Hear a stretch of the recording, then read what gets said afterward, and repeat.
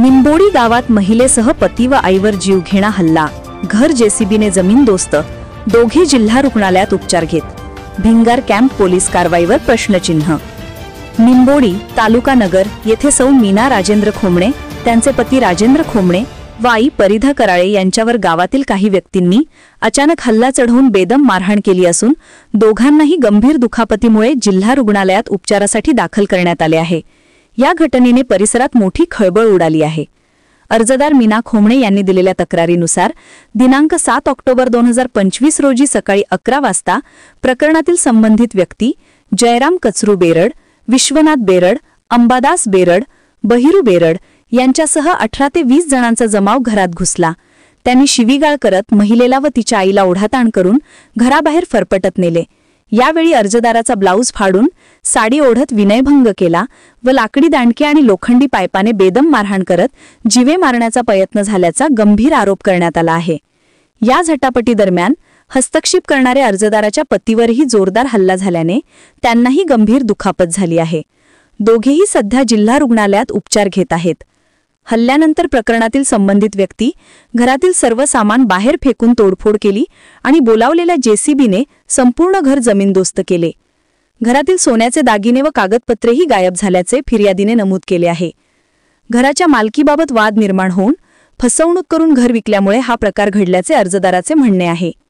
या प्रकरणात Bhingar camp police ठाण्यात अदखलपात्र रिपोर्ट नोंदवण्यात आला असला तरी इतक्या गंभीर गुन्ह्यातही प्रकरणातील संबंधित व्यक्तीवर ठोस कारवाई करण्यात भिंगार कॅम्प पोलीस असफल ठरल्याचा आरोप पीडित परिवाराने केला आहे। यामुळे त्यांनी जिल्हा पोलीस अधीक्षक कार्यालयात सविस्तर निवेदन सादर केले होते। यावेळी अहिल्यानगर जिल्हा रुग्णालयात उपचार घेत असलेले सौ मीना राजेंद्र खोमणे यांनी असा धक्कादायक दावा केला आहे की 21 नोव्हेंबर 2025 रोजीही संबंधित व्यक्तींनी पुन्हा हल्ला चढवत मारहाण करून जीवे मारण्याचा प्रयत्न केला। सतत होत असलेल्या या धोकादायक हल्ल्यांमुळे खोमणे कुटुंब नव्या भीतीच्या छायेत जीवन जगत असल्याचे त्यांनी सांगितले। राजेंद्र खोमणे राहणार निंबोडी, आमची वडिलोपार्जित जमीन आहे, त्या जमिनीवर कब्जा केला, अतिक्रमण केलं जयराम कचरू बेरडनी आणि त्या जमिनीपायी आम्हाला मारहाण करतो। 1-1.5 महिन्यापूर्वी पण त्यांनी काय केलं, आमचं घर पाडलं, सगळा पसारा रस्त्यावर टाकला आणि शेवटी आम्ही भिंगार पोलीस स्टेशनला गेलो। त्यांनी आमची केस घेतली नाही म्हणे, तेव्हा बी म्हणले सिव्हिलला जा, सिव्हिलला लय मारहाण झालेली होती, पण यांच्या दहशतीमुळे आम्ही इथं आलो। सिव्हिलला दिवसभर थांबलो, खूप उशीर झाला, तर परत SP ऑफिसला गेलो, अर्ज दिला आणि भिंगार पोलीस स्टेशनला केस करायला गेलो। त्यांनी आमची केस नोंदवूनच नाही घेतली। त्यांना आम्ही अर्ज दिला तर त्यांनी नाही केस नोंदली, कारवाई नाही केली। परत दुसऱ्या दिवशी आम्ही गेलो तरी पण त्यांनी काही कारवाई नाही केली। मग तिसऱ्या दिवशी परत डेप्युटी साहेबांना भेटलो, मग त्यांनी NC नोंदली। त्याच्यानंतर परत 1 महिना 5-6 दिवसांनी 10-12 दिवसांनी SP साहेबांना भेटलो, तेव्हा त्यांनी गुन्हा नोंद केला आमचा।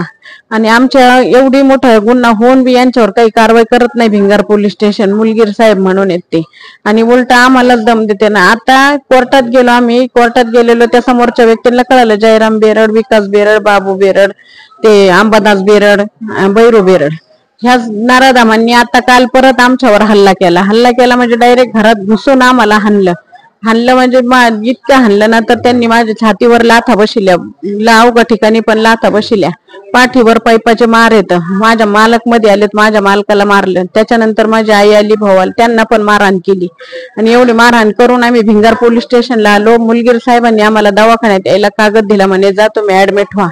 आणि आता तिथं 2 दिवस झाले, आज मी इथे सकाळी पोलीस येऊन गेले तरी मुलगीर साहेब बोलते तिथं येऊन हे करा। बरं, मला जर चालता सुद्धा येत नाही, इतकं मारलं त्यांनी काल आणि इतकं अवघड ठिकाणी लाथा बसल्या, छातीत लाथा बसल्या, हालाल केले त्यांनी। माझं काही ब्लाऊज सुद्धा त्यांनी नीट फाडलं ठेवलं नाही अंगावर, बघा तुम्ही माझ्या पाठीवर आणि त्याच्यावर वळ आहेत तसेच। आणि माझी केस घेईनात ते भिंगार पोलीस स्टेशन पूर्ण मॅनेज झालेले आहे त्यांना, ते काय आमची दखल घेत नाही आणि केस घेत नाही आमची। त्यांच्यावर कडक कारवाई करा। 1.5 महिन्यापूर्वी जर त्यांच्यावर कारवाई केली असती तर काल हा गुन्हा घडला नसता। परत ते नराधम मोकळे सोडले, त्यांनी आम्हाला खूप त्रास दिला आणि आमच्याच वडिलोपार्जित जमिनी लुटून आमच्या घरांवर आक्रमण केलं। एक घर पाडलं, एका घराला ताबा घेतला, कुलूप लावलंय, त्याला बळकावण्याचा प्रयत्न करून आमच्याच जागा जमिनी बळकून आम्हालाच मारहाण करतात, कारण की आमच्या मागं कुणीच नाही ना, त्याच्यामुळे त्यांनी आमचं बळकवलंय। त्यांनी जयराम कचरू बेरड, विकास कचरू बेरड, अंबादास बाबू बेरड, बैरू सूर्यभान बेरड हे 4 जण यांनी काल मारलं. 1.5 महिन्यापूर्वी तर 20-30 जण घेऊन आले होते. काल मात्र 4 जणांनी मारलं. म्हणजे माझ्या अवघड ठिकाणी लाथा मारल्या, छातीत बी मारल्या आणि परत अंगावर साडी नाही ठेवली, झंपर सुद्धा नाही नीट ठेवलं. झंपर सुद्धा बघा तुम्ही आता सुद्धा फाटलेलं आहे. त्यांनी माझी नग्न अवस्थेत करायची त्यांची हे होतं. हानमार का जिवंत ठेवायचं नाही म्हणायचे, जिवंत ठेवायचं नाही, कारण की आमच्या घरात मीच शिकलेली आहे ना थोडस म्हणून. राजेंद्र सूर्यभान खोमणे, राहणार निंबोडी या गावच्या सरपंचानी आम्ही नगरला जात असताना आमचं खोली घर उघडं दिसलं. त्याच्यामुळे आम्ही 2 जण आतमध्ये गेलो. आम्ही म्हणलं आमचं घर कोणाला द्यायचं नाही, ड्रेनेज लाईन चालू नाही. त्याच्यामुळे आम्ही असं बोलायला गेलो. त्याने लगेच मारहाण चालू केली. जयराम बेरड आणि विश्वनाथ बेरड आणि अंबादास बाबू बेरड यांनी जबरदस्त त्यांनी मारहाण केली. पाईपानी पाठीत लाथा घातल्या. बायकोच्या बी पाठीत लाथा, वटीत लाथा आणल्या.